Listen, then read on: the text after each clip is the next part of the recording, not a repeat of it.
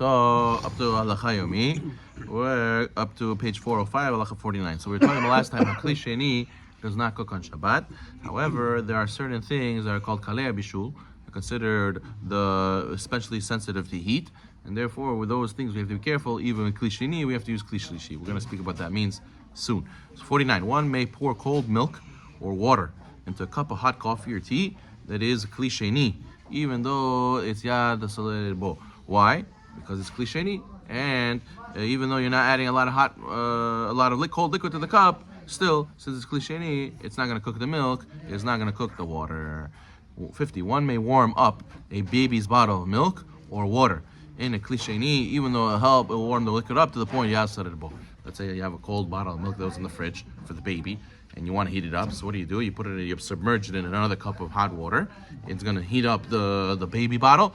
That's permitted, even though the baby bottle is going to get very hot. Why? Because this cup is Kli Sheni. 51. One should not pour even from a Kli Sheni on instant soup powder or even dried milk, since production of each company might be different, and therefore it's difficult to know if all the previous ingredients were cooked.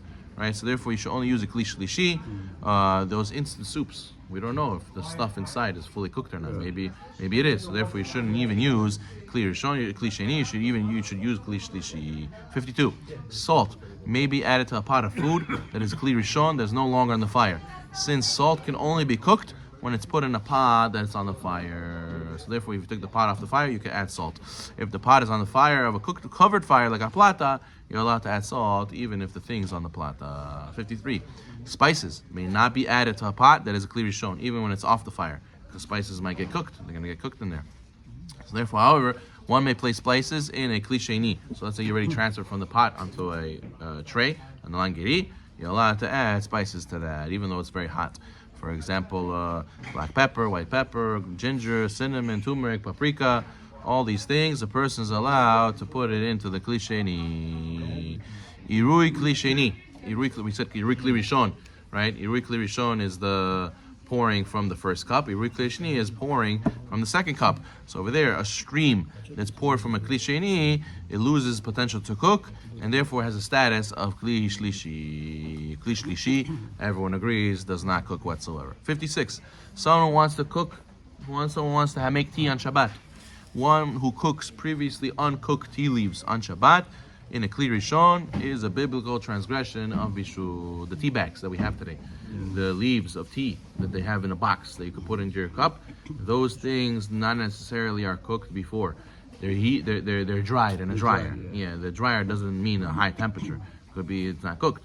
So therefore, putting your tea bag in a cup and putting it straight under the urn is cooking on Shabbat. In most situations, it is to be avoided. So therefore, even if the tea leaves were previously roasted and dried, according to many poskim, one should nevertheless not cook the leaves in a Kli Rishon. You have to use Kli Sheni.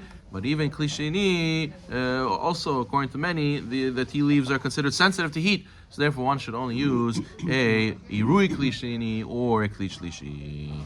57. One may not cook spearmint leaves, also known as nana, or a tea bag with Irui Kli Rishon. One must at least use a Kli Sheni.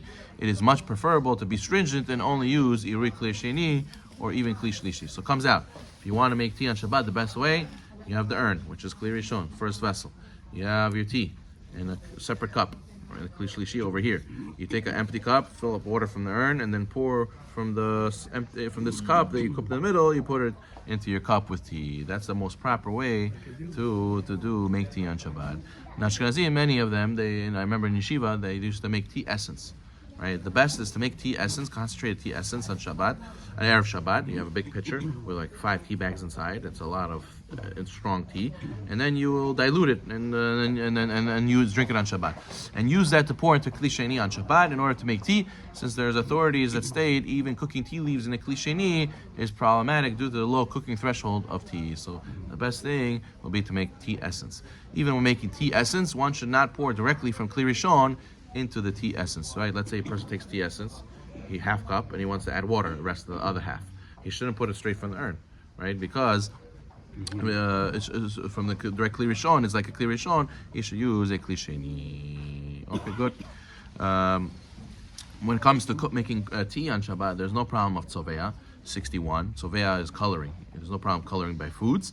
And B, there's no issue of borer. When you pull out the tea bag from the cup, you're separating the tea leaves from the liquid. There's no problem of borer either. 62. It is permitted to make coffee with water from a kli rishon, since coffee granules or even instant coffee was already cooked or roasted before. What do they take? They take beans, they roast them, then they crush them, then they mix it with water, and they make coffee, and then they freeze dry this coffee into granules. So this coffee was already made into coffee before it got to your cup. So technically, you're allowed to pour water on it, hot water from the kli rishon. It was already cooked before. And even though, because we know the law is that if you cook something before Shabbat, you're allowed to reheat it on Shabbat, and especially it's a solid. Even though coffee in general is a liquid, but right now it's a solid, so you're allowed to heat it up. You're allowed to put kli rishon water on it. However, one should still use a kli sheni. Since there's many coffees that have additional flavors, additives are susceptible to Bishul. And also, you don't want to get confused. If coffee like this, tea like that, it's better always to use irui kli risheni and kli shlishi all the time in order not to make any differences. There's a machloket between the Sfaradim and Ashkenazim by davar gush. Davar gush is a thick item, right? Like a chunk of meat or a potato, right? Those things retain heat very well.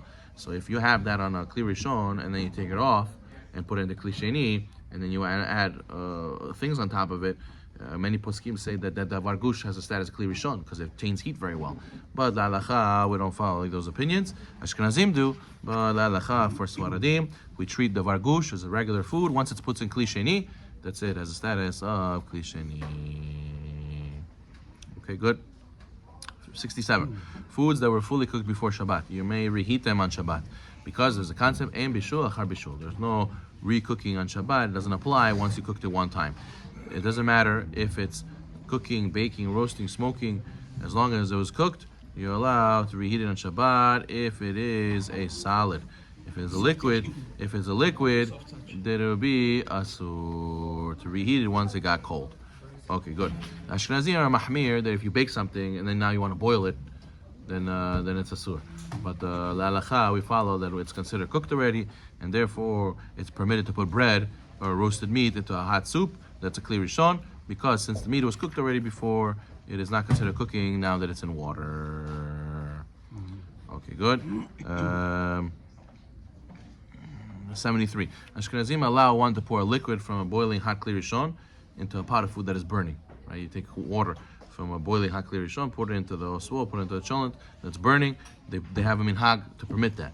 Sfaradim, however, are stringent, and we say that once the liquid is poured, it's considered irui kli rishon, and it goes back into kli rishon, it's considered cooking.